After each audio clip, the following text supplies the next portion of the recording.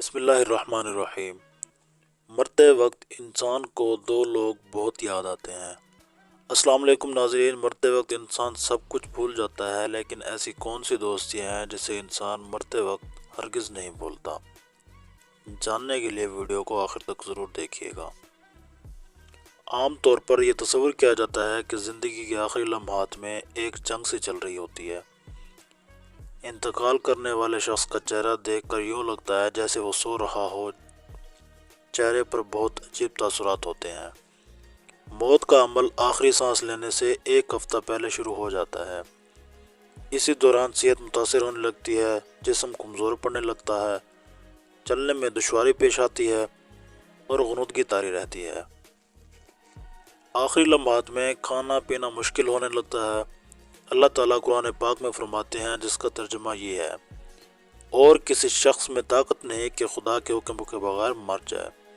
اس نے موت کا وقت مقرر کر کے رکھا ہے، اور جو شخص دنیا میں اپنے اعمال کا بدلہ چاہے اس کو ہم یہی بدلہ دے دیں گے، اور جو آخرت میں ثواب کا طالب ہو اس کو وہاں عطا کریں گے، اور ہم شکر گزاروں کو عنقریب بہت اچھا صلہ دیں گے۔ مرتے وقت انسان کے دل و دماغ سے ہر چیز نکل جاتی ہے، سب کچھ بھول جاتا ہے، اپنا مال، دولت، محل، عزیز و اقارب، رشتہ دار، سب کچھ بھول جاتا ہے۔ مگر مرتے وقت انسان دو لوگوں کو بہت یاد کرتا ہے، ان کو ہرگز نہیں بھولتا۔ ان کو سامنے بٹھا کر چیخنے کی کوشش کرتا ہے، ان کے غم میں رونے کی کوشش کرتا ہے، مگر رو نہیں پاتا۔ حضرت مولانا جلال الدین رومی رحمۃ اللہ علیہ فرماتے ہیں، میرے محلے میں ایک شخص زندگی موت کی جنگ لڑ رہا تھا، مرنے والا تھا، موت کے بالکل قریب تھا۔ لوگ میرے پاس آئے، حضرت ہمارے ایک شخص مرنے والا ہے، انہیں کلمہ پڑھنے کی تلقین کریں، قرآن پاک پڑھنے کی تلقین کریں۔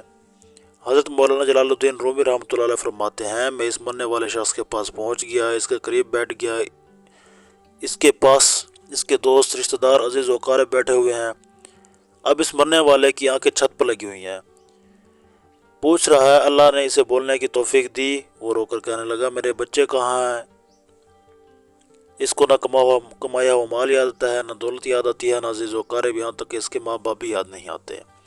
بس وہ کہتے ہیں، میرے بچے کہاں ہیں؟ بچے دوڑ کر ساتھ آ کے بیٹھ جاتے ہیں۔ پھر کہتے ہیں، میری بیوی کہاں ہے؟ وہ دوڑ کر ساتھ آ کے بیٹھ جاتی ہے۔ پھر کہتا ہے، تمہیں دیکھ کے میرا دل رو رہا ہے، سوچ رہا ہوں میرے مر جانے کے بعد میرے بچوں کو کیا بنے گا۔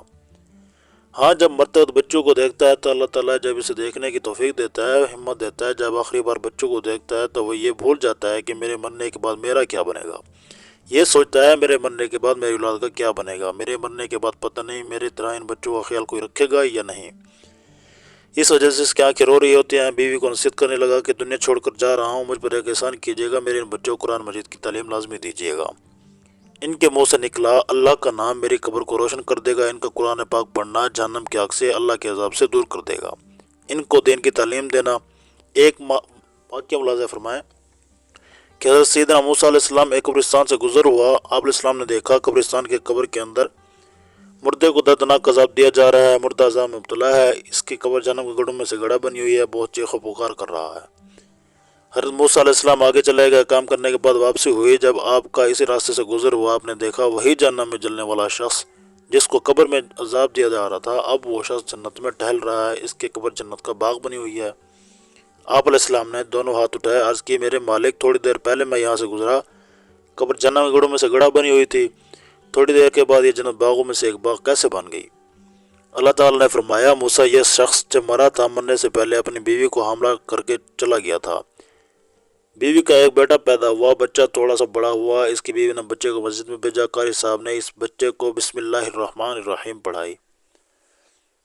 جب اس بچے نے بسم اللہ الرحمن الرحیم پڑھی تو موسیٰ، مجھے حیا ہے اس کا بچہ میرا نام لے اور میں اپنا نام لینے والے بچے کے باپ کو جہنم میں ڈالوں، کہ میری رحمت کو گوارا نہیں کرتی، اس لیے ہمیں چاہیے کہ ہم اپنے بچوں کو قرآن مجید کی تعلیم دیں۔ اگر تم چاہتے ہو کہ تمہاری قبریں روشن ہوں، عذاب تمہارے قریب بالکل نہ آئے، تو اپنے بچوں کو قرآن مجید کی تعلیم دیجیے۔ حضرت مولانا جلال الدین رومی رحمۃ اللہ علیہ فرماتے ہیں، وہ شخص توبہ کرتا یہ کہتا کہ میرے بچوں کو قرآن کی تعلیم دینا، ایک دم اس کی زبان لڑکھڑانے لگی، اس کا بدن کانپنے لگا، روح نکالنے کے وقت موت کا فرشتہ آ گیا۔ جب انسان کی روح نکلنے لگتی ہے تو اس کا منہ کھل جاتا ہے، دونوں ہونٹ ایک دوسرے سے جدا ہو جاتے ہیں، انسان کی روح انسان کے پیروں سے نکلتی ہے، وہی اوپر کی طرف آتی ہے۔ جب دل اور پھیپھڑوں تک پہنچتی ہے تو یہ وہ لمحہ ہوتا ہے، یہ وہ وقت ہوتا ہے کہ جب انسان زندگی میں پہلی بار فرشتے اور شیطان کو دیکھتا ہے۔ یہ وہ مرحلہ ہوتا ہے جب انسان ایک طرف شیطان اس کے کان میں غلط مشورہ دیتا ہے اور دوسری طرف اس کی زبان سے اس کے عمل کے مطابق الفاظ نکلنے لگتے ہیں۔ اگر انسان نیک ہوتا ہے، نمازی ہوتا ہے، عبادت گزار ہوتا ہے تو پھر اس کا دماغ اس کی زبان کو کلمہ پڑھنے کی تلقین کرتا ہے، درود پڑھنے کی تلقین کرتا ہے۔ اگر انسان نیک نہیں ہوتا تو پھر اس کا جو دماغ ہوتا ہے وہ عجیب صحت کا شکار ہوتا ہے اور انسان شیطان کے مشورے کو قبول کر بیٹھتا ہے۔